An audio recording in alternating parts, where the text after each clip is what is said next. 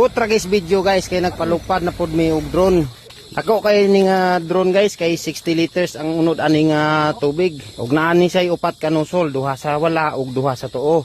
Lahi sa tong una namo nga gipalupad guys. Ang una nga drone kay duha lang kabuok ang nosol.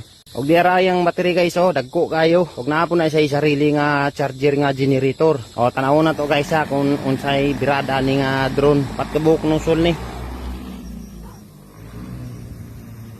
Bugatan siya bugatan. Wala kasi diri na mag-spray karon.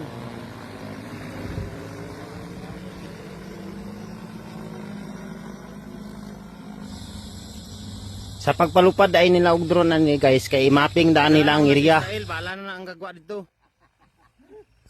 Unya pag nakaprogram na sa computer pagpalupad na sa drone magbalik-balik lang nagiyahan pud mahurot iyang tubig. Ug asa nahurot iyang tubig, nigpalupad otro dito ra pud na siya mo sugod. Hindi sa kayo gahod lain no, lain tong gamay nga kusog itingog. High tech lang gyud kay guys. Mao ni gurni padala na to dito sa Israel.